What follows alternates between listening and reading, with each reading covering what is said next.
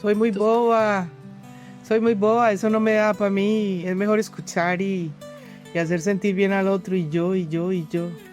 ¿Dónde quedo Exacto. yo?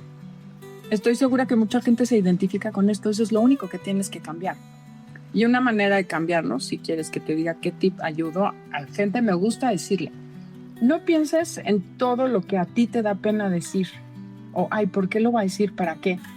Piensa en el impacto que puede tener eso que tú puedes decir que otra gente no escuche en su vida. Y se vuelve una responsabilidad hablar. Se vuelve una responsabilidad hacer las cosas diferentes. Eso que tú estás eligiendo no hacer podría ser de utilidad para otra persona. Entonces, eso me ayudó a cambiar la creencia, porque claramente hay que cambiar todas las creencias, el esquema mental que tenemos, reprogramarnos para poder ver diferente la vida. La verdad es que el eneagrama fue un parteaguas en mi vida y sí, creo que me salvó la vida en el sentido que me ayudó a ver que había otras maneras de vivir. ¿Qué hubiera sucedido de la Adelaida de hace 20 años?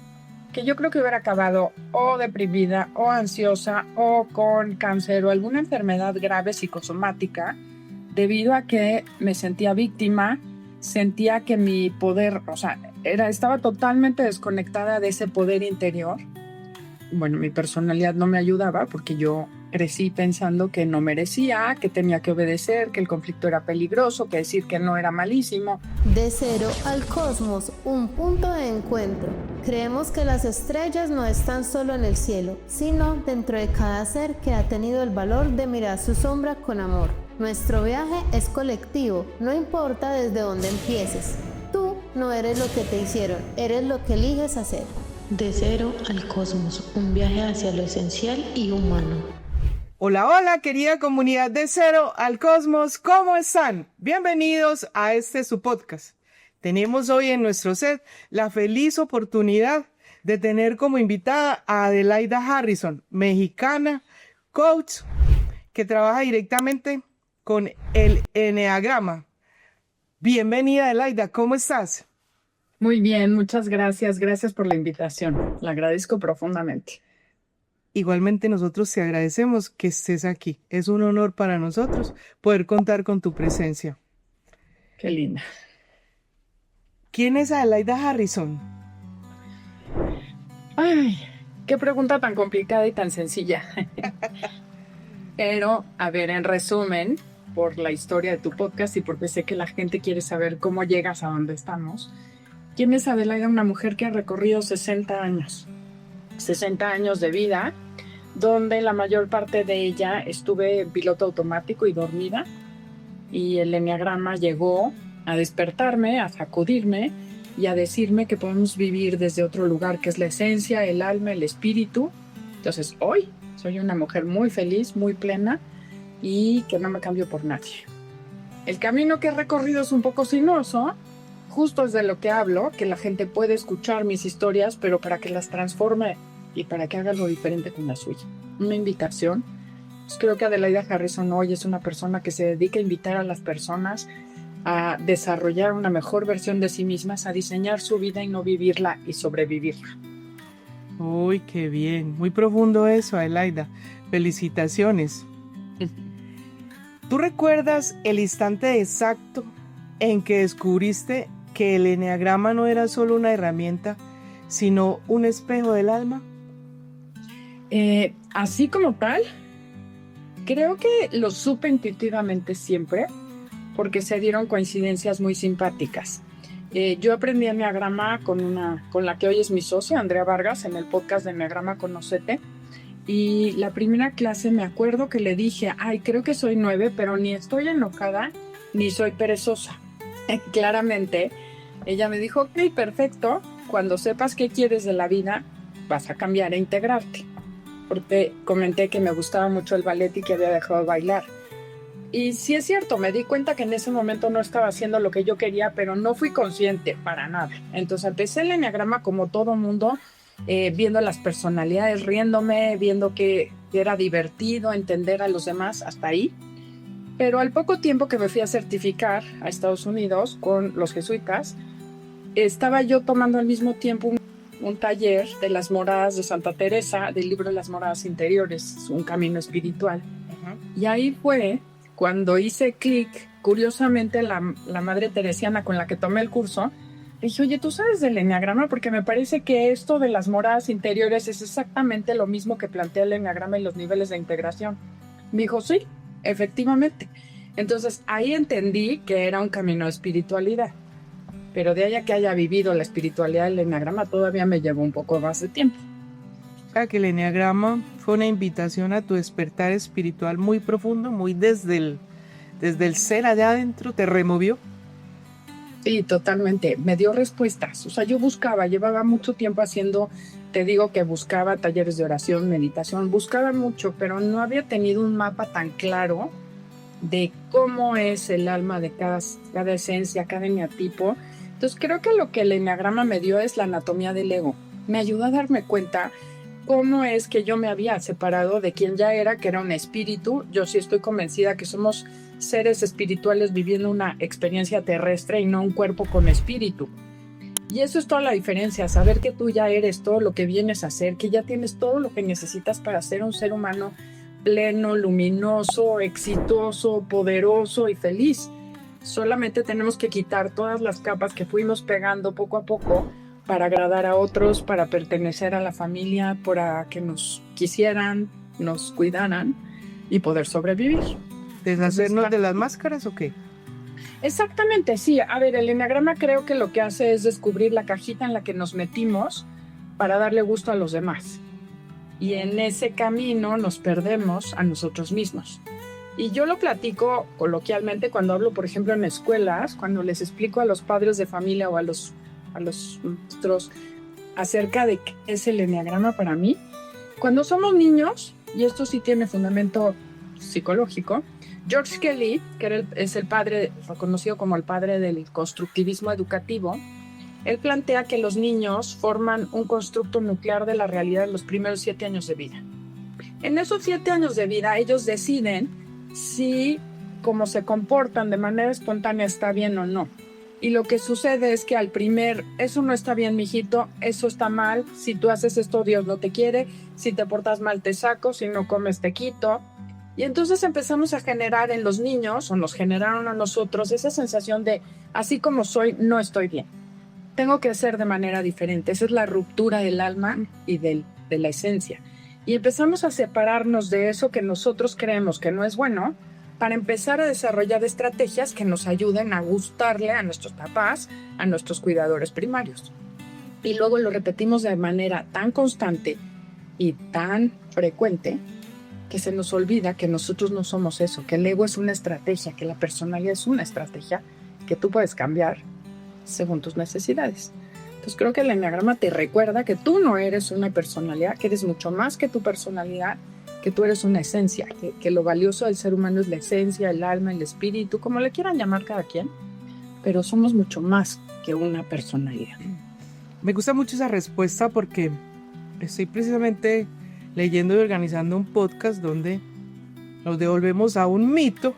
Hay un mito que nos explican de la creación de, y ese mito va pegado a una cantidad de circunstancias que ha ido a vernos crean unas culpas. Está en la cruz y se murió por usted para salvarlo de sus pecados. Usted nace con un pecado original. Usted nace y ya se lo llevó el berraco. Y hay un encierro ahí. ¿De ese encierro estás hablando? Parecido. No le demos vueltas. Pues, a ver, te voy a contar algo, no sé si es el público adecuado y si estén de acuerdo, pero el eneagrama es una herramienta de origen cristiano primitivo. De hecho, la definición de pecado del siglo III, de los padres del desierto, o de Cristo, porque en la época de Jesús, amartía era error.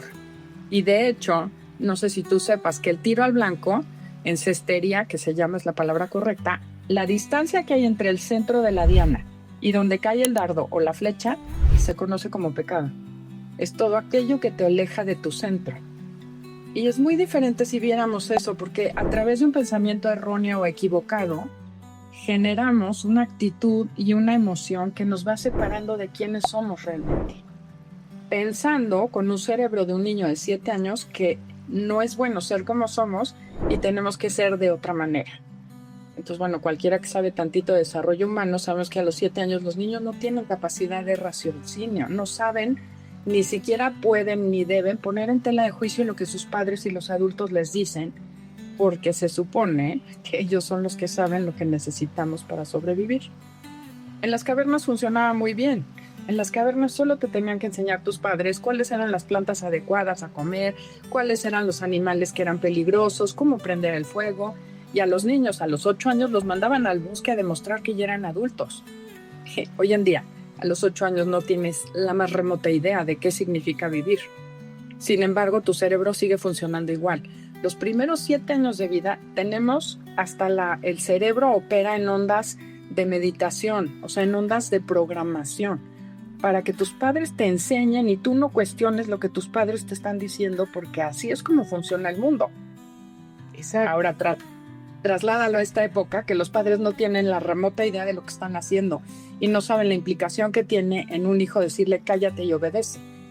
Eso, a la larga al niño le va a dar la sensación de que yo no merezco, yo tengo que seguir a otros. Entonces, hay una programación durante los primeros 7 años y es impresionante la diferencia que hace un padre empoderando a su hijo que un padre que lo minimiza y lo reduce. Y no voy a echar culpas, ¿eh? No, Yo fui... No se trata de cero al cosmos, no se trata de echar culpas, pero sí queremos hacer un toc.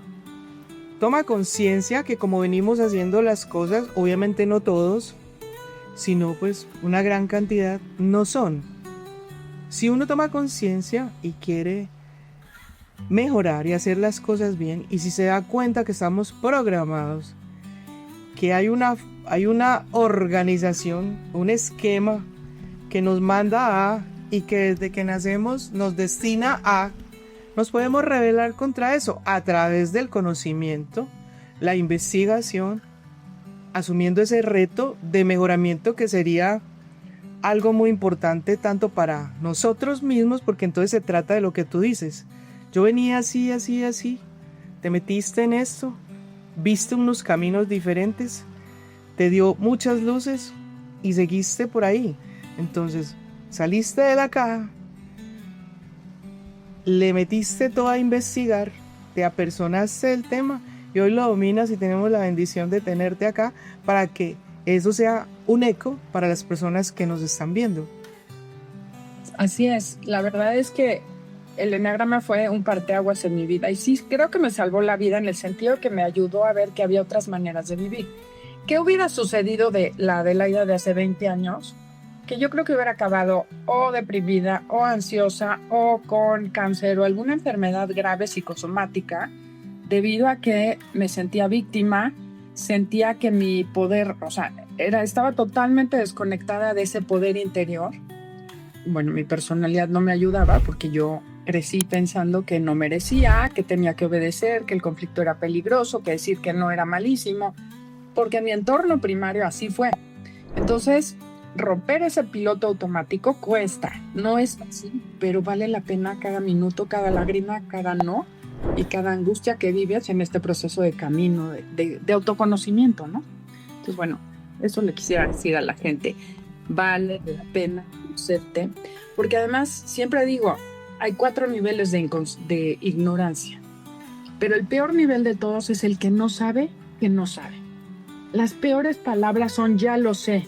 Ese ya lo sé es lo primero que tenemos que quitarnos del cerebro porque nos programa a seguir en donde estamos. Y tiene su sentido, porque también hice una maestría en neurociencias cognitivas. Y al final del día, la zona de confort es esa zona donde tu ego o tu personalidad te quiere mantener para que tus genes pasen a la siguiente generación y la especie sobreviva, pero tu plenitud y tu bienestar le tienes sin cuidado. Si tú estás en la zona de confort, que es que cómoda, porque más bien es una zona de acomodo, no cómoda, es esa zona donde no te va a pasar nada. Nada malo, tampoco nada bueno. Seguir repitiendo las mismas historias y los mismos patrones, esperando que suceda algo diferente, ese es el peor nivel de ignorancia. Entonces, lo que yo quisiera, porque es el nivel bajo, el que no sabe, hoy yo le quisiera decir a la gente, hay otras maneras de vivir. Hay otras formas de hacer las cosas y tú puedes cambiar y transformar tu historia. pasa por responsabilizarte y decir, ok, quizá hay algo que no sé y que puedo aprender. El enneagrama es una de ellas, que te dice, yo he vivido pensando que yo tengo que agradar a los demás para que los demás después me cuiden. Y cambias esa creencia y empiezas a pensar, bueno, quizá me puedo cuidar y además ayudar a los demás. Y eso cambia totalmente tu realidad con una creencia que logres cambiar. De niños no funcionaba, pero hoy en día es como resetear, y esa creencia que en la infancia funcionó, en la infancia, en la familia, con los maestros que tuviste, es como actualizarla. Y es simplemente como abrir un archivo de Word, leer tu historia y decir, esta historia me funciona, este guión que estoy viviendo diario en piloto automático sigue siendo operativo, o podemos hacer algo diferente. Y estoy casi segura que el hecho de cuestionarte, vas a empezar a ver que hay otras cosas que quisieras hacer y te atreves a soñar diferente. Maravilloso. Te puedo preguntar qué creencias tenías muy arraigadas y desechaste, o es mucho atrevimiento. Perdón, muchas. Pero la más importante, porque yo lo que he trabajado junto con Andrea, mi socia, es en reducir y hacerlo más fácil y práctico el enneagrama. Y creemos que cada personalidad tiene una creencia básica de supervivencia. Entonces la creencia que yo cambié, y es muy profunda, del 9 es no merezco. Yo no merezco que me traten igual, todos son más importantes que yo. ¿Por qué? Porque en tu infancia así fue, te dijeron cállate, aguántate. Entonces esa es la conclusión que yo saqué, no le culpo a nadie de la vida, ¿no? Entonces aprender a ver que lo que yo tenía que decir era importante, que quizá yo sí había un lugar para mí, que quizá si decía algo, la gente iba a salir beneficiada. Simplemente no estaría haciendo lo que estoy haciendo si no hubiera cambiado esa creencia. De calladita te ves más bonita, a empezar a pensar que cuando hablo, quizá a alguien le sirve mi historia. Entonces, bueno, es curioso dónde estoy hoy y dónde estaba. Pero yo era el invitado de piedra, la sonrisa eterna, sin abrir la boca, porque qué pena, qué van a decir, no tengo nada interesante que decir. Soy muy boba, eso no me da para mí, es mejor escuchar y hacer sentir bien al otro, y yo. ¿Dónde quedo yo? Estoy segura que mucha gente se identifica con esto, eso es lo único que tienes que cambiar. Y una manera de cambiarlo, si quieres que te diga qué tip ayudo a la gente, me gusta decirle, no pienses en todo lo que a ti te da pena decir, o ¿por qué lo va a decir? ¿Para qué? Piensa en el impacto que puede tener eso que tú puedes decir que otra gente no escuche en su vida. Y se vuelve una responsabilidad de hablar, se vuelve una responsabilidad de hacer las cosas diferentes. Eso que tú estás eligiendo no hacer podría ser de utilidad para otra persona. Entonces, eso me ayudó a cambiar la creencia, porque claramente hay que cambiar todas las creencias, el esquema mental que tenemos, reprogramarnos para poder ver diferente la vida. Partimos entonces de tomar conciencia de que somos un computador que ya está programado cuando venimos, y que en esa programación hay insertas muchos miedos, muchas culpas, que las cargamos, pero no nacieron de nosotros, ya están ahí. Y debemos de aprender a tomar conciencia de que están ahí y mirar cómo las sacamos, o cómo hacemos la gestión de no dejar manejar nuestra vida a partir de esas mutaciones, si se puede decir. Me encanta tu metáfora, porque yo muchas veces le digo a la gente, usarían un celular que tiene 15 años, hoy ni siquiera podrías usar un celular, ni conectarte a la red, ni usar WhatsApp, si no tienes un sistema operativo actualizado. Y de hecho, constantemente tienes que estar actualizando el sistema operativo. Igualito es nuestro cerebro. Nosotros tenemos una computadora cuántica. Esa computadora cuántica se programó con 3 tipos de creencias. Las creencias heredadas, efectivamente, el calladita te ves más bonita, lo heredamos porque hace 200 años para una mujer callarse era sobrevivir.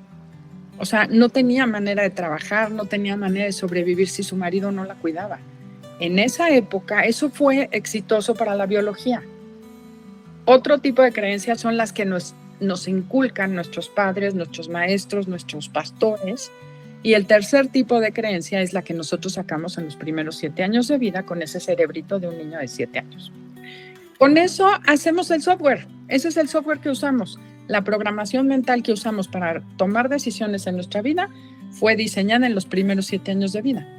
Eso quiere decir que sería el equivalente a usar un celular con un sistema operativo creado en los años 70, 80, 90 o 2000, porque supongamos que hay alguien que tiene 20 años. Su sistema operativo hoy tiene 13. No podríamos funcionar ni con una computadora de hace 13 años, ni con un celular de hace 3 años. Tenemos una computadora maravillosa que piensa increíble, pero tiene los parámetros y la programación de cuando teníamos 7. Entonces, literal, la única cosa que tenemos que hacer es empezar a cuestionar si ese sistema me sigue funcionando, si esa programación mental me da plenitud o simplemente me está restringiendo la libertad. Es una invitación a una revolución mental permanente que nos permita acoplarnos a lo nuevo, pensando cada vez con más propiedad que sí podemos, y eso nos va a permitir avanzar. Totalmente. Y esto tiene mucha neurociencia atrás. Por ejemplo, Carol Dweck escribe un libro que se llama Mindset, la mentalidad del éxito. Y ella plantea que hay 2 tipos de mentalidad, la mentalidad fija y la mentalidad de aprendizaje. Yo digo que desde el enneagrama podemos describir la mentalidad fija es la del ego. No, ni lo intentes, quédate aquí, no te muevas, más vale conocido que malo, malo conocido que bueno por conocer, más vale pájaro en mano que ciento volando. Todos los refranes populares lo que buscan es mantenerte en esa zona de seguridad social. Ese ego está fundamentado en el miedo, el no te muevas porque te vas a morir. Es el piloto automático, que es el mecanismo de supervivencia del ser humano. Por otro lado, tenemos lo que yo llamo la mentalidad de la esencia, que ella dice que es la mentalidad de aprendizaje. El growth mindset es abrirte a ver. Primero, creer que no es una amenaza, sino es un obstáculo que tú puedes librar. Primera creencia que tenemos que integrar es, quizás sí puedo. Yo puedo superar este obstáculo con esfuerzo, aprendizaje, estudio o lo que se requiere.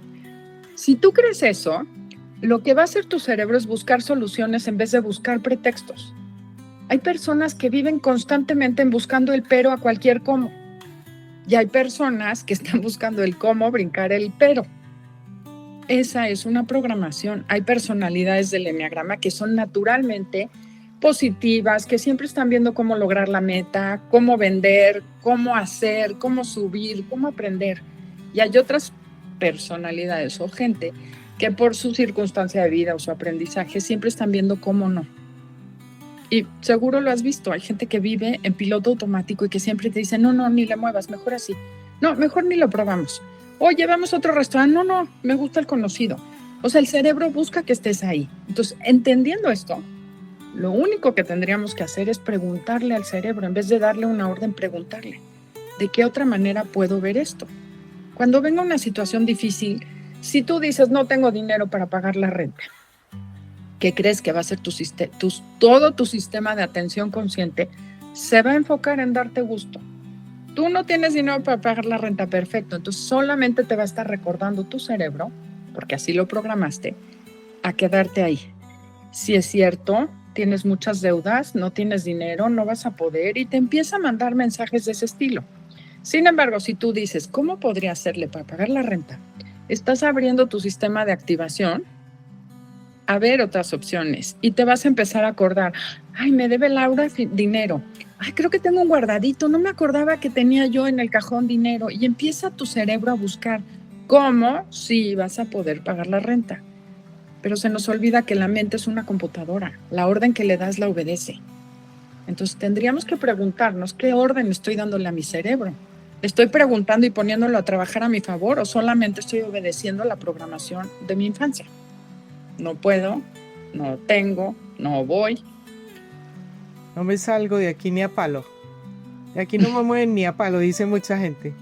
Porque Exacto. ya le cogió el tiro y ya está muy cómodo. Así le funcionó mal que bien. Y no me mueven ni a palo. Exacto. Y así te vas pasando tu vida. Y bueno, hay gente que así vive sus 60, 70, 80 o 90 años. Un piloto automático repitiendo todos los días la misma historia. La invitación es que puedes hacer algo distinto con tu vida. Demasiado teso eso de estar siempre en el mismo punto, porque es como no moverse de ahí. Está el espacio, está todo, están las personas, vienen a su vida muchas personas que pueden enseñarle. Bueno, en ese proceso tuyo, de un antes y después del eneagrama, ¿quién fue tu líder? ¿Qué te inspiró? Bueno, te digo que fue casualidad, porque como dices tú, llegan las personas y te invitan. Yo caí en el eneagrama por mera coincidencia y porque me gustaban mis amigas, porque me hablaron y me dijeron, 3 amigas, me dijeron, oye, una vecina va a dar un curso de eneagrama, te invitamos. Y yo les respondí, no, gracias, yo soy católica, a eso no le hago. Entonces, bueno, después de un tiempo me dijeron, no tiene nada que ver con religión, no tiene nada que ver con esoterismo, es psicología aplicada. Y me comentaron que iban a ir a desayunar antes de la clase. Entonces fui literal por mis amigas, porque dije, ay, qué padre, vamos a desayunar y voy a ver de qué se trata esa cosa loca. A la hora que llegué, sí, tal cual. Obviamente investigué qué era eso, encontré que no tenía nada de brujería ni esoterismo, aunque hay mucha basura en internet. Y la primera clase, Andrea, mi socia, dio el 9. Y cuando yo empecé a escuchar, dije, ¿cómo esta mujer sabe que digo que sí cuando quiero decir no? Eso no lo sabe nadie. ¿Cómo sabe que pongo sonrisa aunque por dentro esté furiosa? ¿Cómo sabe que no me atrevo a enfrentar a las personas que están enojadas? O sea, dije, esta vieja es bruja, sabe lo que nadie sabe de mí. Y me enganché, me reí toda la clase, porque todo lo que decía lo hacía. Yo decía, pero ¿cómo puede alguien saber todo lo que sucede adentro de mí sin que yo lo haya dicho? Y fue como un breakthrough. Fue impresionante. Entonces fue así como, ella fue mi primera líder. La verdad es que después de eso me tomé todos los cursos que ella tenía y un día se acerca y me dice, oye, ¿te quieres ser mi socia? Y yo todavía dije, ¿yo? ¿Cómo por qué? Bueno, así ella vio en mí un potencial que yo no podía ver en esa época y eso es muy lindo, se agradece, siempre se lo agradeceré. Y de ahí me dijo, ahora te vas a estudiar a Estados Unidos, me mandó con Rizzo Hudson al Enneagram Institute y bueno, ahí aprendí, me certifiqué. Después ya la vida me movió, o más bien complementé, con Ginger Lapid Botha, que es una picuda en Enneagrama y negocios. Es mi gurú de negocios porque yo me especialicé en todo lo que es empresa, certificación, coaching, consultoría con Enneagrama. Y para mí ese es mi segundo gurú. Entonces tengo esos 2 gurús y otra que es mi maestra espiritual, Ana Cámara. Son como mis 3 líderes que me han llevado a abrirme las puertas, a decirme por acá. Pero una vez que entiendes que el universo siempre te está hablando, y creo que es lo que hoy he aprendido, es que cada encuentro que tienes con quien sea, te viene a enseñar algo, te viene a dejar un regalo y te viene a decir algo que puedes aprender. Entonces hoy en día creo que lo importante es aprender a dejarte guiar por todo lo que sucede alrededor, desde las canciones, desde las personas, hasta las malas experiencias. No son malas experiencias, vienen a enseñarte algo que tú todavía tienes que cambiar. Entonces hoy te digo, mi líder es el universo, podría decir, el espíritu o Dios, como cada quien quiera llamarle, que creo que nos habla 24/7, nos manda mensajes, solo que muchas veces no los podemos ver. No queremos, muchas veces no creemos. El cosmos nos habla, el universo es la sabiduría, es un todo. Nos negamos a valorar todo lo que tenemos y todo lo que nos quiere enseñar.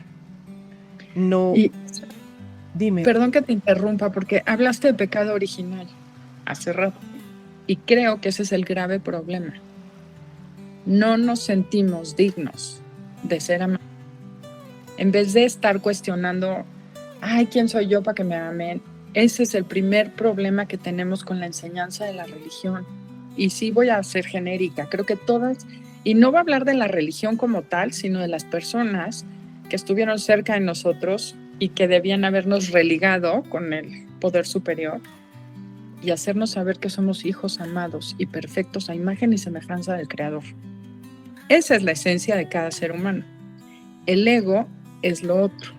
El tener miedo, el tener dolor, el no soy suficiente, el empezar a cuestionar, esa es la soberbia más grande. Porque el universo te quiere dar todo lo que estés listo a recibir. Y cuando entendemos eso, abrimos las manos desde la humildad y decir, ok, yo valgo por la persona que me ama a mí.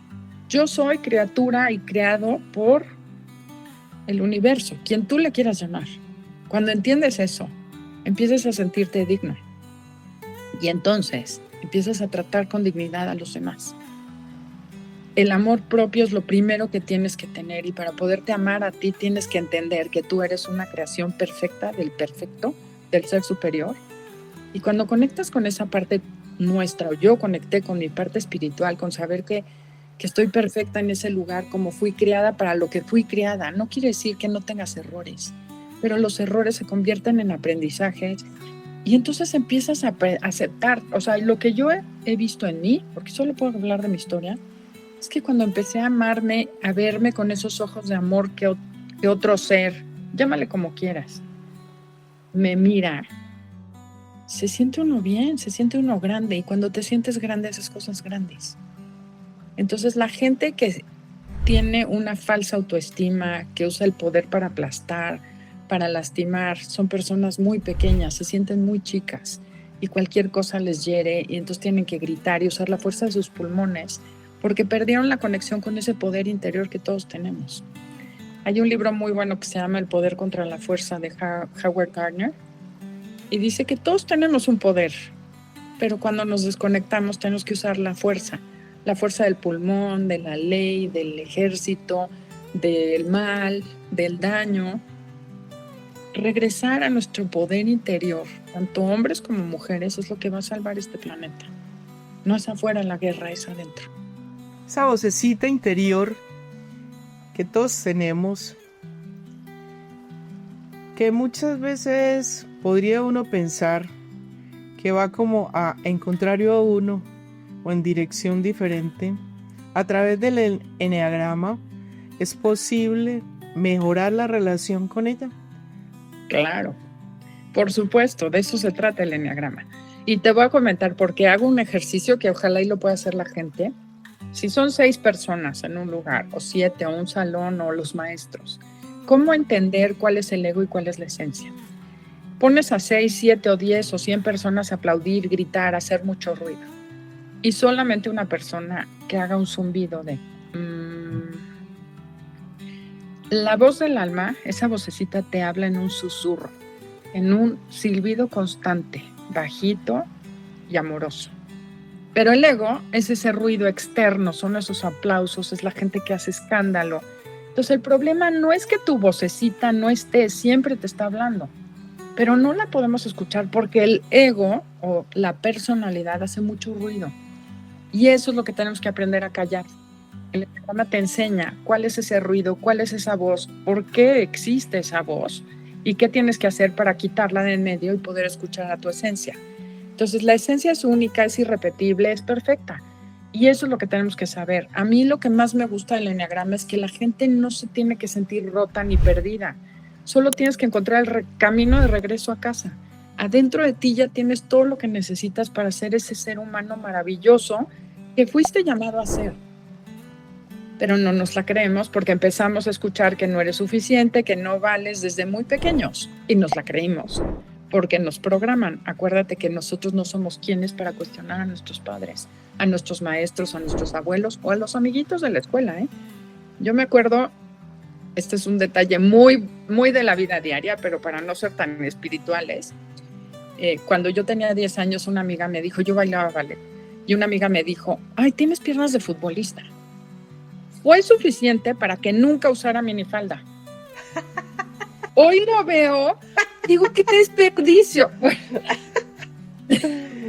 Fíjate cómo te programan los comentarios de otro.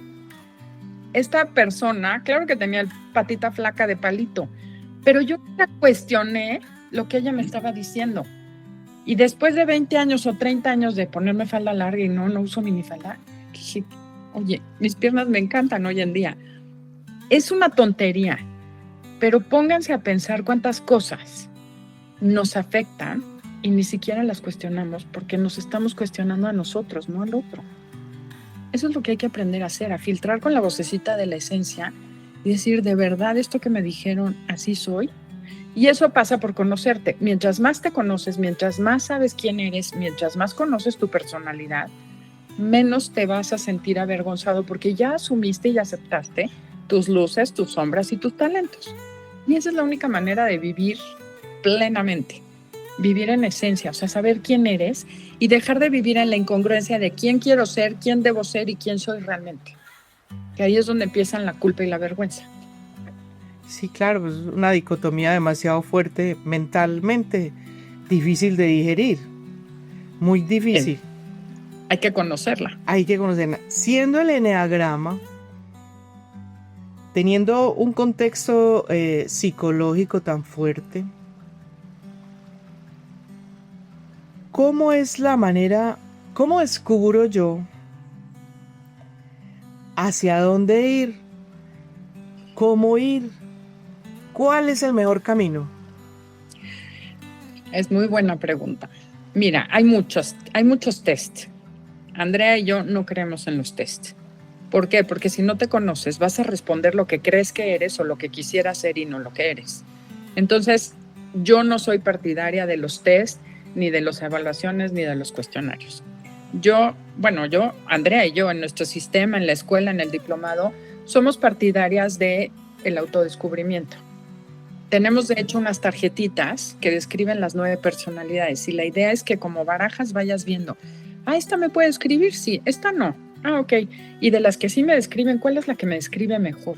Entonces, yo le diría a la gente, si quieres saber qué personalidad tienes, lo primero para trabajar con el eneagrama, lo primero es saber quién eres, cuál es ese ego, esa personalidad, esa estrategia que usas de manera automática en la vida, ¿no? Una de esas 9 personalidades es tu estrategia principal. No quiere decir que no tengamos de otras, pero haz de cuenta que tú decidiste que te funcionaba esta estrategia en tu familia, la de ser perfecta, la de ser ayudadora, la de ser exitosa, o a lo mejor estar calladita, o a lo mejor ser el precavido. Cada quien juega un rol, un papel dentro de la familia. Y ese papel funciona. Y se te olvida que tú no eres ese papel o ese rol. Entonces hay que detectar cuál es ese rol que yo juego de manera automática. ¿Sí? Empezamos Ya por que ahí. Exacto. Lo primero es encontrar tu personalidad. Lo segundo es cuestionártela qué tan válido es el día de hoy para tu situación actual que sigas haciendo lo mismo que hacías cuando tenías 10 años. Y lo segundo que sucede es que tu cerebro dice, no, pues sí es un poco loco. Por ejemplo, el ayudador, el colaborador, que es el 2, que ayuda a todo mundo, rescata a todo mundo, para que en algún momento alguien lo rescate a él. Es absurdo, si tú tienes 40, 50 años, que estés ayudando a todos para que alguien te ayude después. Cuando eras niña, sí está bien que ayudes a tu mamá para que tu mamá te quiera y te cuide. Pero hoy en día, lo primero que diría yo es, lo lógico es que yo me cuide, yo vea qué necesito, yo me provea y, como soy tan buena haciéndolo, también puedo cuidar a los demás, si quiero, pero no de manera inconsciente porque entonces les cobro el favor. Entonces nada más es como decir, ¿funciona? ¿Lo quiero seguir haciendo o no? Y al cuestionar la utilidad de esa estrategia, el cerebro no es tonto, el cerebro dice, no, pues esto no me funciona, vamos a cambiarlo. Y actualizamos ese mindset, esa programación, por medio de cuestionar si es útil o no. Entonces, bueno, así lo hacemos nosotros. Ese es como el método que a mí me parece que es más útil. Hay gente que quiere soluciones rápidas. Ya a esas personas les diría no existen. Porque de nada sirve que hagas un test, te digan eres 5. ¿Y de qué te va a servir eso si no te observas, si no te conoces, si no te pones a ver si es cierto o no, que tienes esas motivaciones? Algo bien importante. Aquí quisiera hacer varias observaciones. La primera, tú no eres una personalidad. Tú eres mucho más que una personalidad, solo que no lo sabes. Entonces, la idea de identificar qué personalidad eres es para que la sueltes, para que salgas de esa cajita y entonces sí desarrolles las habilidades naturales de las 9 personalidades. Porque cada personalidad te da un talento muy bueno y son cualidades humanas. Todos tenemos de todas, pero nos atoramos en una. Lo segundo que les diría es, aprende a reírte de tu ego y agradécele que te trajo a donde estás. Porque también escucho gente que dice, ay, es que el ego es malo y hay que romperlo. No es cierto. El ego hizo que sobrevivas y estás aquí gracias a tu ego. Gracias a que no viste lo incompetentes que eran tus papás. Gracias a que te engañó y te hiciste un mundo de fantasía. Gracias a que te hizo pensar que eras Superman. Gracias a eso tú estás hoy aquí. Porque yo creo que si un niño A ver, imagínate, a los 7 años te das cuenta que tus papás son ineptos, que son violentos, que son abusadores. ¿Tú crees que puedes sobrevivir? Te aventas de una ventana. Rapidito, a lo Dubái. Pues, exacto, los niños no pueden hacer nada, pero nosotros como adultos sí tenemos como la responsabilidad de decir, ok, eso fue dado y ya no me va a meter en si tú lo escogiste o te tocó, eso no vamos a entrar en ese tema. Pero al final del día, yo creo que lo valioso es que te cuestiones constantemente. ¿Y qué hace el enneagrama? Genera conciencia. Y esa es otra palabrita que luego no sabemos ni qué significa. Y se las quiero definir como a mí me gusta definirla. Conciencia es darte cuenta de lo que sucede adentro y afuera de ti, en el momento que está sucediendo. Tus emociones, tus intenciones, las del otro, las emociones del otro, el qué estoy haciendo, qué estoy diciendo, ser consciente, pleno y responsable de lo que estoy haciendo. Esa es la conciencia. Ahora vamos a compararla, si te parece. Bueno, y si hablo mucho me dices, pero... No. Es necesario. Bueno, imagínate que, que el enneagrama o la personalidad es como si vivieras en un edificio. Uh-huh. Tú vives en el departamento 9, que es mi caso, mi personalidad es la 9. Mi departamento, si yo estoy en este edificio muy tranquila, muy relajada, es como que me subo en el elevador al roof garden del edificio. Y desde ahí tengo vista panorámica 360 grados. Puedo ver a todos lados. Si yo puedo ver todas las circunstancias, todos los factores que intervienen en esta situación, ¿qué clase de decisión voy a tomar? Muy bueno, ¿no? Total. Ok. De eso es la personalidad sana, integrada, iluminada, etc. Pero la vida diaria no es así. Yo vivo en el departamento 9 del piso 5. En el piso 5 ya no veo 360 grados porque mi departamento solo da al norte. Entonces mi visión ya es parcial. Voy a tener ventanas hermosas, pero voy a ver solo al norte. No puedo ver el este, el oeste ni el sur. Las decisiones que voy a tomar con mi personalidad promedio van a ser pues limitadas porque solo estoy viendo 90 grados de visión, ya no tengo 360 grados de visión. No van a ser del todo malas, pero tampoco maravillosas. No se acertada, sí. Bueno, cuando yo me estreso, lo que dice el enneagrama es que mi atención se focaliza en el peligro. Esto es neurociencia. Si tú tienes un alacrán en el piso, un escorpión, tienes que enfocarte en matar al alacrán. No puedes estar viendo que las ventanas son hermosas, que el sol está lindo, que hay cielo azul, porque tienes que matar al alacrán. ¿Estamos de acuerdo? Te picó. Uh-huh. Exacto. El problema es que hoy en día el alacrán es no tengo dinero, es mi jefe no me trata bien, me enojé con mis hijos, mi mujer no me quiere o mi marido no me quiere. Y son problemas que el cerebro maneja de la misma manera que en las cavernas, pero no son reales. Entonces todo el día estamos con eso, pensando en el alacrán. Entonces sería el equivalente a vivir en el sótano de tu edificio con una linternita del celular alumbrando el piso. ¿Qué decisiones vas a tomar cuando estás estresado? Las peores, porque no tienes un rango de visión. Ajá. Eso es la conciencia para mí. Cuando estamos muy estresados, nuestra conciencia se focaliza en un problema y no vemos las soluciones. Cuando estamos promedio, que es la mayor parte de las personas, pues vemos un pedazo bastante amplio de la realidad, pero no la realidad completa. Y cuando nosotros entendemos, trabajamos y conocemos nuestra personalidad, desactivamos el piloto automático, aprendemos a vivir como si estuviéramos en el techo del edificio, viendo 360 grados. Dejas de tomarte personales las cosas. ¿Qué es eso de 360 grados? Dejaste de tener sombras. Jung decía que la sombra es lo que no nos gusta de nosotros, tanto bueno como malo, porque sentimos que no es amable o que no es aceptado por otros. El enneagrama te ayuda a conocerte de manera que aceptas lo bueno y lo malo de ti y entonces te expandes, porque expande tu conciencia. Ya no tienes que andar ocultando ni quedando bien con nadie, ya no tienes que usar máscaras, porque no se trata de que los otros te acepten, se trata de que tú te aceptes. Cuando tú te aceptas y te quieres, deja de importarte que otros te validen. Se trata de que yo me acepte, sí, con mis blancos, mis grises y mis negros. Uh-huh. Bueno, yo quisiera pedirte un favor muy especial. Dentro de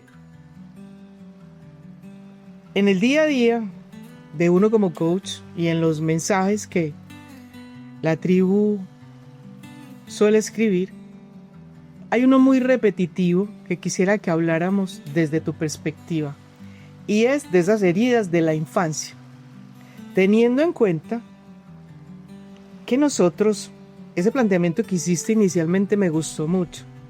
Por decir algo, estamos en 1960, se conoce una realidad, hoy estamos en 2025 y hay muchas personas que todavía viven con esa programación de 1950, de 1900.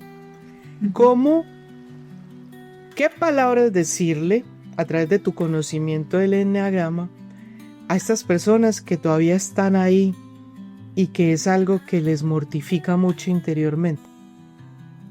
Esa indiferencia de los padres, esa violencia, ese desconocimiento, ese tambo tan bruto, más o menos. Sí. Mira, bueno, es que además tengo un programa de empoderamiento de mujeres y he tenido la oportunidad de trabajar con mujeres que han sufrido violencia severa, en extrema pobreza. Creo que lo primero que les diría es algo que me dijo una maestra cuando tomé un taller que se llamaba El Guerrero Interior. Haz un recuento de tus cicatrices, de tus heridas. Hay que nombrarlas. Entonces yo les invitaría a que hagan un papel, una capa o un manto de guerra y que vean todas las cicatrices que tienen, tanto físicas como en el alma. Porque hay que nombrarlo para que el cerebro deje de estar con esto grave. Entonces, heridas de la infancia, claro. Yo tuve muchas. Yo no me sentí vista, yo no me sentí amada, yo no me sentí querida. ¿Qué es lo que hay que hacer primero? Aceptar que así te sientes y que está bien que te sientas así. Porque no es lo que los otros hicieron, es lo que tú interpretaste de lo que los otros hicieron. Y no estoy quitando aquí que haya gente que efectivamente fue violenta. Pero lo primero es que hay que ver qué cicatrices tengo en el alma. Lo segundo que le quiero decir a la gente es que resignifique sus heridas. Porque esas heridas que tiene, esas cicatrices que tiene en el alma, son señas de que sobrevivió la batalla. Ajá. Salió adelante. Como samurái. Exacto. Por eso digo que es guerrero. Ya sobreviviste, ya creciste, te lastimaron, sí, pero hoy estás aquí. Hoy tú ya no eres esa persona lastimada y herida que fuiste. Ahorita vemos qué hacer con eso. Pero es como decir, soy valiente, soy poderosa porque salí adelante de eso. No me quedé hundida, no me morí en el intento. Entonces eso te hace guerrero. Y de los buenos. Pero ¿qué sucedió? Se quedan congelados en el trauma de la infancia y siguen viviendo esa historia desde ese lugar.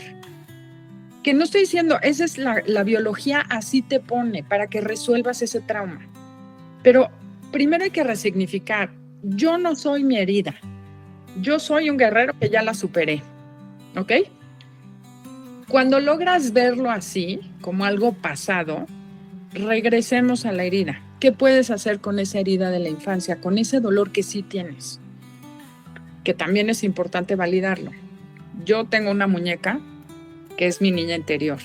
Y literal me compré una muñeca y la abracé y le expliqué que yo la iba a cuidar, porque es un ejercicio de psicomagia que ayuda a que tú sanes aquella figura que no eres tú, porque ya no eres tú ya no eres tu versión niña, pero sí hay una niña herida que no fue amada como necesitaba que la amara. No es que no te amaran, pero el hecho de que no lo hicieran como tú necesitabas te evita que veas como si te amaron. Hay un velo ahí.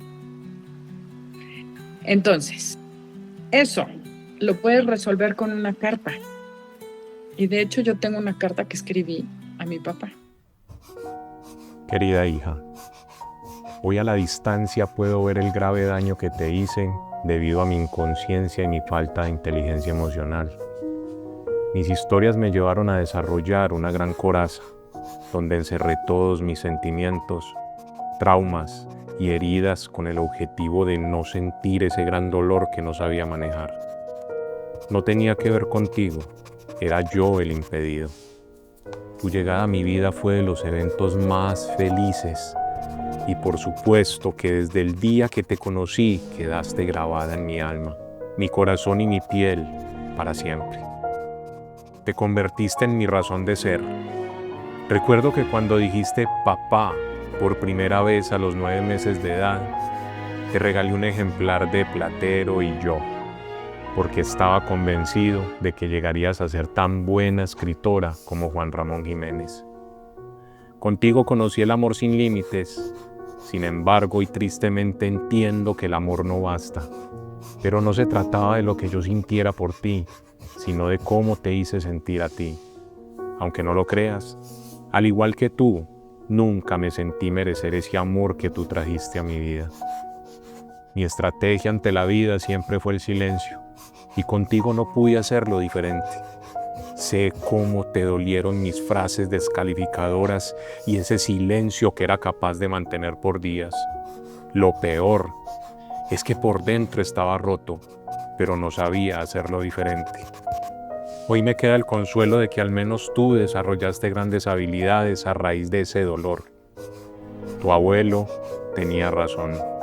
Transformaste tus heridas en una perla que hoy brilla con gran intensidad. Y me hace sentir muy orgulloso que decidiste resignificar tu historia y compartirla para que otras personas aliviaran su dolor. Hoy, 50 años después, puedo pedirte perdón por todos esos silencios que te dolieron más que un golpe, por mis descalificaciones e ironías que claramente estuvieron fuera de lugar. Me duele profundamente haberte transmitido todos mis traumas con respecto a la sexualidad y haberte doblegado la voluntad. Si yo hubiera sabido el daño que te iba a hacer y el dolor que generé no solo en ti, sino en muchos a tu alrededor, jamás lo hubiera hecho. Pero tristemente, hacemos lo mejor que podemos con lo que tenemos. Por eso me siento tan orgulloso de ti, al ver que tú pudiste hacerlo diferente y que a pesar de lo mucho que te lastimé, elegiste perdonarme y librarte del dolor, los traumas, los complejos para vivir en libertad. Desearía regresar el tiempo para hacerlo de manera diferente, pero no es posible. Así que debo vivir con este dolor y arrepentimiento por el resto de los tiempos. Mi esperanza es que este testimonio sirva para que otros padres puedan hacerlo diferente y que mi carta sirva a otras hijas para liberarse de sus historias de dolor y sufrimiento. Porque una cosa sí sé, todos los padres deseamos lo mejor para nuestros hijos, aunque no sepamos demostrarlo e incluso hagamos justo lo contrario de lo que deseábamos hacer. Me despido, hija mía, con amor, tu padre. A ver, mi papá a mí era una persona que hoy entiendo tuvo muchos traumas, muchos dolores, muchas circunstancias que lo lastimaron mucho, Pero yo no podía ver eso porque cuando yo era niña, si hacía algo que no le gustaba, me dejaba de hablar. Y podía dejarme de hablar 3 días. Entonces, literal, a mí me doblegó la voluntad. Porque yo cualquier cosa antes de que alguien se enojara conmigo. Eso es muy importante entenderlo. De verdad, estoy compartiendo mi historia, no es fácil, para que nadie más viva esta situación. Me atoré 30 años enojada porque mi mamá no me vio, porque mi papá me dejaba de hablar, porque me traumó de muchas, muchas maneras. El caso es que después de todo eso, yo entendí que la historia de mi padre lo llevó a hacer lo que hizo y que yo podía cambiar esa historia. ¿Qué es lo que tenemos que hacer? La ventaja del cerebro es, como te digo, un archivo de Word. Tú puedes abrir ese archivo y resignificarlo. Una es pensar que tú ya no eres esa persona, esa personita débil y sufriente. Que sí fuiste, hay que honrarla y apapacharla. Pero hoy ya no eres esa persona. ¿Y qué vas a hacer con esa niña que sigue herida? Ahí es donde te digo que puedes hacerte una carta a nombre de la persona que te lastimó. Y tú puedes escribir lo que tú quieras en ella. Lo que tú necesites para sanar esa herida. Entonces, es como psicomagia. El cerebro, la ventaja es que se programa con lo que nosotros le decimos, con lo que pensamos, con lo que vemos, y podemos meter nueva información y resignificar nuestra historia. Entonces, al final del día, yo creo que lo que es muy valioso es aprender a hacer cosas diferentes con aquello que sí tuvimos. Es importantísimo eso. Ujú. Mientras tanto, yo voy a aprovechar, voy a invitar a nuestra comunidad a que se suscriba al canal, a que comente, a que nos cuente sus experiencias y que nos diga además si lo que ve le sirve para aplicarlo a su vida y de qué manera. ¿Cómo vas a llamar tu libro? Mira, originalmente se llamaba Perla, la historia de una transformación. Hay una historia larga atrás de esto. En MBS me pidieron que hiciera un video que se llama Ideas que brillan y que llevara un símbolo. Y entonces el símbolo que llevé fue esta perla que traigo precisamente, porque una amiga me la regaló hace 10 años cuando cumplí 50 años y me dijo que no se te olvide que eres una perla. Entonces cuando me pidieron que escogiera un símbolo, escogí la perla, porque realmente creo que la ostra tiene la gran capacidad de transformar el dolor en una perla brillante. Y a mí me gusta pensar que puedes transformar tu vida en una perla. Es cuestión de tomar el dolor, abrazarlo, cubrirlo y hacerlo brillar, ¿no? Y darle un sentido diferente. Entonces, por eso le pusimos perla al personaje. Es muy importante que nuestra tribu sepa que al tener nuestro cerebro ser un computador, el ordenador somos nosotros. Entonces, la situación que sea, y si es muy dolorosa, va a cesar en el momento en que nosotros así lo definamos y lo queramos solucionar y plantear de otra manera. ¿Estás de acuerdo? Exactamente, todo es reciclar lo que viviste. De eso se trata todo. Y el cerebro, de verdad, lo podemos reprogramar las veces que necesitemos. Bueno, yo quiero hacerte otra pregunta. Dime. A esas mujeres, que son muchas, que viven unas situaciones muy complejas a nivel de hogar, no trabajan, están en su casa y no son valoradas, o si lo son ellas no lo sienten así, ¿qué consejo les darías a través de este tema tan puntual y psicológico que manejas con el eneagrama? ¿Qué mensaje le darías? Mira, no sé si sea eneagrama, coaching o neurociencia. Yo creo que son las tres, las has combinado perfectamente. Sí. Yo lo que digo es que, y es por experiencia propia, si quieres que te valoren, tienes que empezar por valorarte. Si quieres que te respeten, tienes que empezar por respetarte. Si quieres que te amen, tienes que empezar por amarte. Eso es lo que yo he aprendido a lo largo de esta vida. Mientras más me doy, mientras más trabajo en mí, mientras más me respeto y me quiero, más me quiere la gente afuera. Porque como es adentro, es afuera. Las otras personas son un espejo de nosotros mismos. Lo que recibimos es solamente el reflejo de lo que sentimos y pensamos de nosotros. Y ahí podríamos hablar hasta de las neuronas espejo, que son muy chismosas. Las neuronas espejo le dicen al otro lo que tú piensas de ti, lo que tú sientes de ti, y es lo que te están reflejando. Entonces, creo que esta es una obra de teatro en la que estamos, esta vida, y los otros solo vienen a reflejarte cosas que tú tienes, que no te gustan, que tienes que trabajar o que tienes que enfrentar. Entonces, no estoy diciendo que no sucedan las cosas, lo que estoy diciendo es que lo puedes resignificar desde ti y cambiar. Y para eso Víctor Frank fue un genio, ¿no? Total. Él justo a eso se dedicaba, a decirte que tú podías ver las cosas de manera diferente. Y Entonces, trabajar por ellas. Lo que yo pensaría es que puedes hacer eso. Uh-huh. A los hombres, hoy nos hemos dado cuenta que siempre hemos hablado de la mujer en la escena y hoy nos damos cuenta, o al menos reconocemos, que también hay mucho hombre muy maltratado en su hogar, muy maltratado en su casa. ¿Qué mensaje le darías también a esta otra parte? Yo creo que los hombres son víctimas del machismo tanto como nosotros. Un machismo severo y muy doloroso. Entonces, ¿qué les diría? Tampoco tienes que ser feo, fuerte y formal. También tienes un niño herido interior. Exacto. Y hay que llegar a sanarlo. De hecho, pobres hombres hoy en día cargan mucho más que nosotros, porque por lo menos las mujeres ya nos dimos cuenta que vivíamos subyugadas. y ellos no se han dado cuenta que viven subyugados. A lo mejor sí se sienten subyugados, pero no saben definirlo. Entonces, ¿qué creo que hay atrás de todos los hombres, por ejemplo, machos y violentos? Creo que son niños defendiéndose de los abusos de su madre castrante. El hombre que es violento con la mujer es alguien que no quiere volver a vivir lo que vivió en la infancia. Entonces, eso que dice tu tribu de las heridas de la infancia es muy cierto. Tenemos que sanar las heridas de la infancia para poder ser una mejor sociedad, tanto de hombres como mujeres. Porque no funciona que ahora seamos las mujeres las que sometamos a los hombres. Tengo un amigo que le da miedo ir a tomar café solo, a servirse un café en la oficina, porque no vaya a ser que lo acusen de acoso laboral, sexual. Entonces van de parejas. Imagínate pedirle a tu amigo que te acompañe o a una persona que te acompañe para que haya testigos de que tú no estás agrediendo a la gente. O sea, estamos llegando a niveles increíbles de violencia también hacia ellos. Exacto.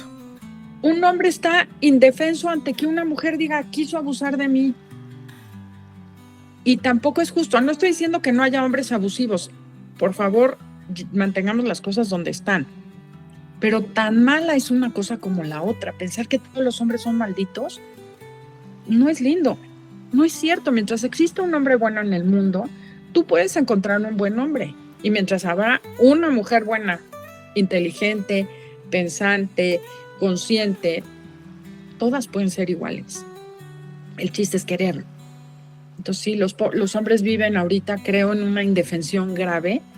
Son víctimas de sus creencias, de las creencias que les impusieron y de los roles que les impusieron, que también tienen que ser transformados. Porque yo creo que a nadie les ha dicho, o no sé, yo creo que un hombre, cuando está enamorado de una mujer, lo que quiere es que se sienta bien, pero no hemos entendido cómo funciona la energía femenina y la energía masculina. No tiene nada que ver con sexo, con género. El hombre inicia el proceso, porque así es biológicamente. El hombre da el esperma, la mujer lo multiplica y lo hace un bebé. Pero si no tiene el inicio del hombre, no puede hacer un bebé. A diferencia, los hombres tienen la sanación a través de sus mujeres.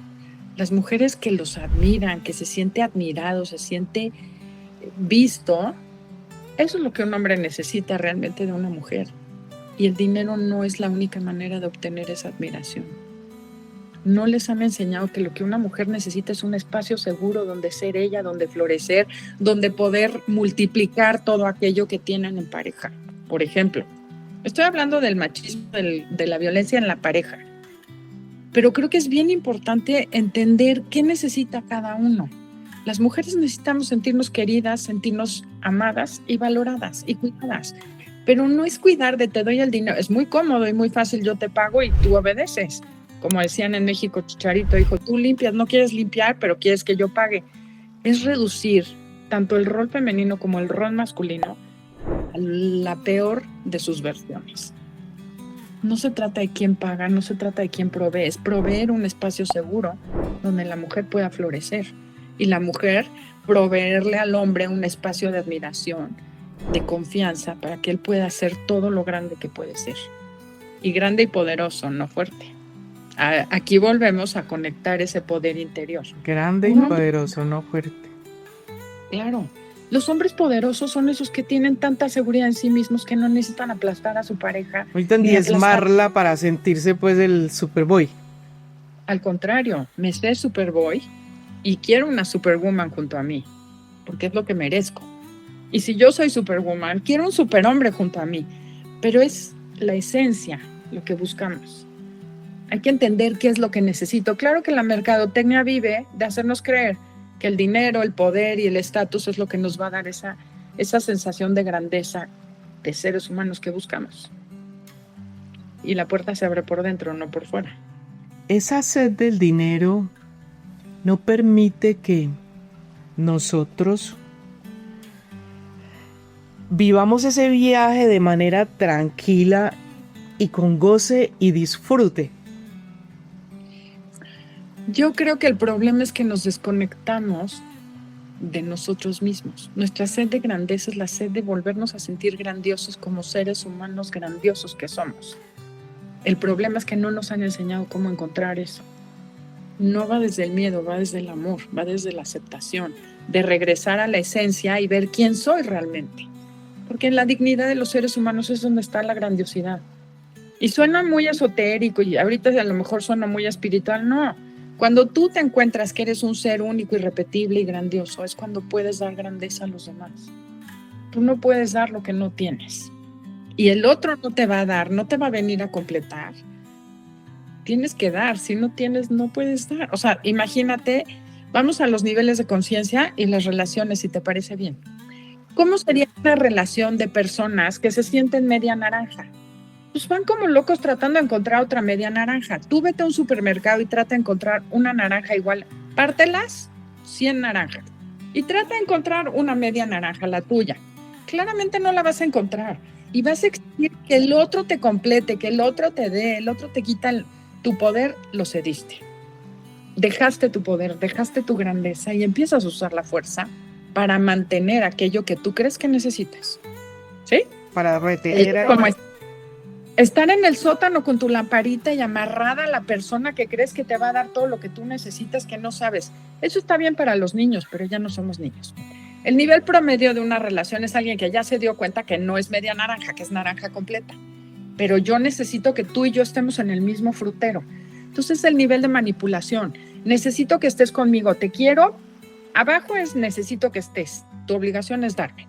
En el promedio, que es la mayoría de las relaciones que son transaccionales, yo te doy y tú me das. Entonces, ¿yo qué te doy? Yo te doy dinero, tú me das aquellito, tú cuidas a los hijos, yo hago no sé qué. Y es súper transaccional.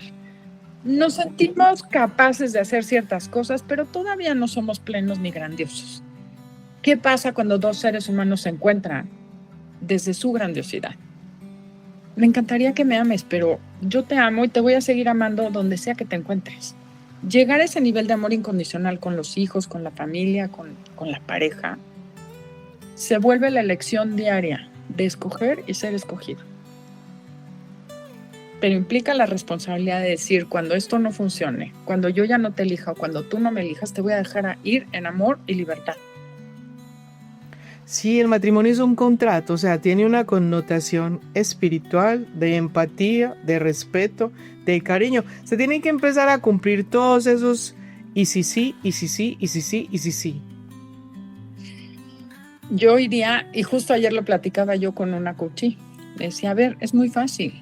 Tú haces una promesa, amarte y respetarte todos los días de mi vida.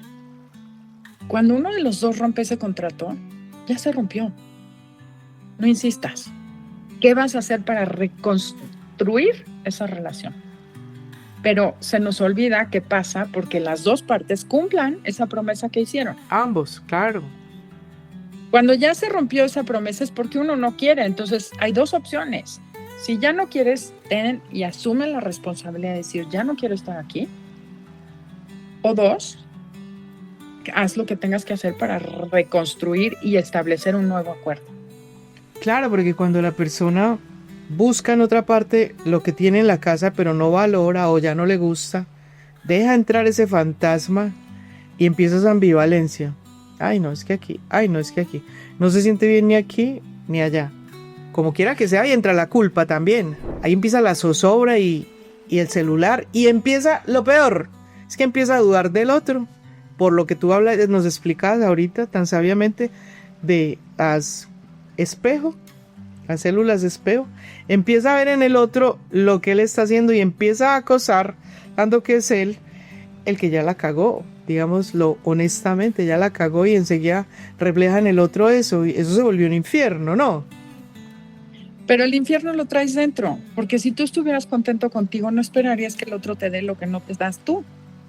Si uno estuviera, o sea, en cuanto empiezas a sentir carencia, lo que tendrías que hacer es decir, ¿qué me está faltando a mí? Pedirlo y ver cómo los dos nos lo damos. Pero normalmente el problema es interno, no es de fuera. El otro no me tiene que dar nada. Cuando yo como persona completa me hago responsable de mí, puedo decir, claro, a mí me gusta esto y esto y esto, soy capaz de pedirlo, el otro se supone que está en la disposición de darlo y juntos encontramos una manera de seguir colaborando uno con el otro. Hay un libro muy bueno que se llama Los 7 niveles de la intimidad en el matrimonio Y bueno, el último nivel es, al final, no voy a entrar, otro día hablamos si quieres de eso, pero al final del día se trata de saber, una relación de este nivel sería alguien que te dijera, ¿qué puedo hacer yo para ayudarte a cumplir tus sueños? Eso sería magnífico si un matrimonio se llevara así, si yo fuera el coayudante de que tú cumplas lo que anhelas y lo que sueñas, viviría cuidándote como lo más sagrado, lo más hermoso, y estaría todo el tiempo tratando de colaborar para que eso se hiciera una realidad. Entonces habría mucha armonía, mucha complicidad, ¿no? Esa es la idea, volvernos cómplices en la felicidad del otro. Y que esas dos partes estén preocupadas por ver cómo puedo ayudarte a ti en vez de cargarte mis penas, mis traumas y que tú te los aguantes. Pero bueno, creo que empieza porque nadie nos ha dicho que eso es el objetivo de una relación de pareja. Que la pareja solo viene a mostrarte tus luces, tus sombras, que viene a enseñarte, ayudarte y acompañarte en este proceso que es la vida. Entonces habría mucho que tendríamos que hacer y creo que ya nos quedó mucha información para la siguiente, si algún día me invitas. No, estás invitada constante y periódicamente. Entonces te invito a que hagamos un análisis desde el inicio para que las personas de nuestra tribu tengan claridad. Iniciamos con la revisión de que como vamos no es el camino. ¿Por qué? Porque tenemos una programación, porque quien está al lado de nosotros tiene una programación de... Me gustaría que lo hicieras tú de manera tan idónea. A ver, nos programan para sobrevivir, no para ser felices y plenos. Para mantenernos en zona de seguridad, para que tus genes pasen a la siguiente generación. La sociedad nos pide que seamos de determinada manera y para pertenecer a esta familia, a esta sociedad, nuestros padres nos ponen reglas y nos empiezan a hacer ver lo que es correcto y no correcto en nosotros. Nosotros como niños no cuestionamos a nuestros papás y decidimos que ellos tienen razón y que algo malo hay en nosotros, rompemos con nuestra esencia y empezamos a desarrollar empezamos a hacer cosas para agradar a los demás. Y lo hacemos de manera tan constante y automática que después se nos olvida que adentro de nosotros vive la esencia, que es la parte valiosa espiritual del ser humano.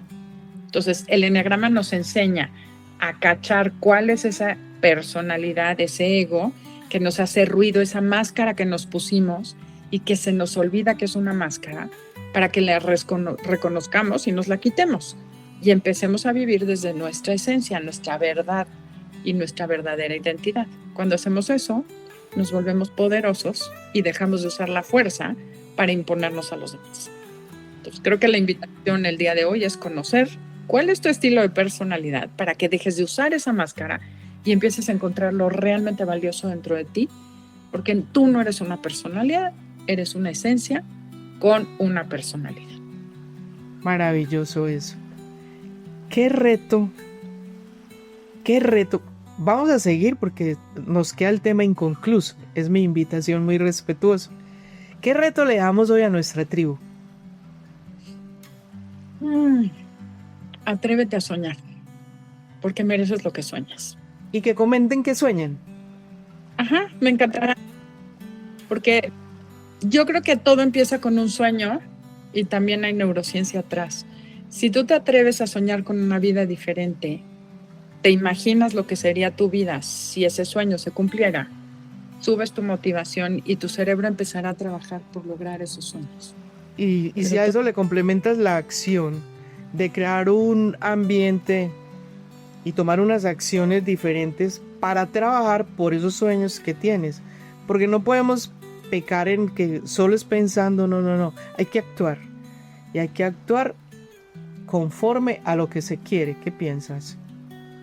Pienso que un sueño se genera en la mente. Cuando imaginas lo que sería tu vida con ese sueño cumplido, generas una emoción. La emoción es lo que te pone en acción. Entonces, las acciones son resultado de tener deseos. Y lo más importante es ver el compromiso que tendría o cómo lo cambias a un compromiso. Por ejemplo, yo sueño con que quiero ayudar a 1 millón de mujeres a transformar su vida. Después dije, ay, está loquísimo, era como algo inalcanzable. Después un día dije, ¿qué pasaría si yo lograra impactar la vida de 1 millón de mujeres? Dije, ay, qué bonito sería. Le puso una emoción, se convirtió en un deseo. Y después tuve a bien preguntarme, ¿y si no llevo a cabo mi sueño?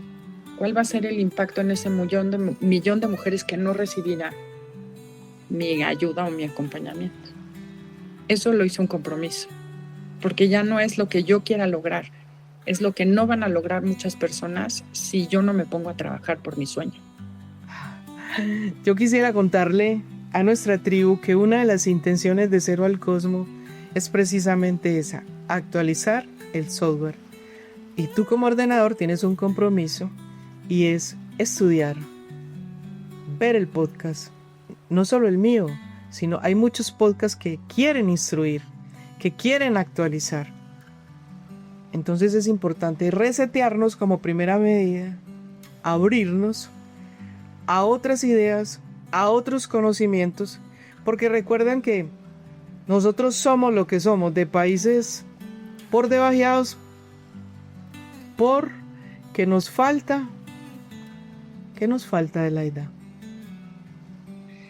Nos falta darnos cuenta de la dignidad que tenemos ya. Y de lo grande que somos y que podemos hacer lo que queramos y que necesitamos cambiar y que necesitamos dejar de ser países subdesarrollados. Y eso se hace a través de el conocimiento. Por lo tanto, hoy y siempre será la invitación de Cero al Cosmos que con estos copilotos que tenemos en este viaje de Cero al Cosmos, ustedes tengan esa gran posibilidad de cuestionarse y de mirar de qué manera pueden salir de la caja en que nos encerraron desde el pecado original. Esos cuentos que le convienen a los que están muy arriba y que necesitan sostenernos ahí, en esa cajita, metiditos, sin pensar, sin cuestionarnos y sin conocimiento. Esa es la invitación de Cero al Cosmos. No te olvides, ¿qué invitación le quieres dejar tú a nuestra tribu, Adelaida? A que se conozcan, que sepan toda la grandeza que ya hay dentro de ellos, que no tienen que hacer cosas diferentes, tienen que dejar de hacer lo que hacen constantemente para dejar surgir su esencia, que es la parte más linda del ser humano. Genial, te agradezco en el alma haber aceptado esta invitación, haber compartido con nuestra tribu este conocimiento tan importante que tienes. Estoy segura ha de gustar y ha de llegar. Por favor, comenten. Por favor, comenten. Me encantará ver los comentarios. Gracias por la invitación. Gracias a ti por estar acá. Chao, querida comunidad. No te olvides, suscríbete al programa. Comenta. Cuéntanos cómo te parece, qué te faltó, para qué tema quieres, también para organizarlo y para que puedas conocer de él en otras perspectivas. Si alguna de estas historias ha resonado contigo, si encontraste respuesta a esa pregunta que no le habías encontrado la comba, si sientes que te dio la energía y que te dio la chispa, que encendió la chispa que te permite crear esa idea que tenías ahí y que no habías desarrollado aún, entonces considera la posibilidad de comentar, de darle like al canal, de suscribirte, de compartirlo con tu comunidad, con tu familia y amigos. Recuerden, de Cero al Cosmos fue creado absolutamente para todos y con esa idea de transformación personal, tanto interior como exteriormente. Que podamos comunicarnos todo el tiempo.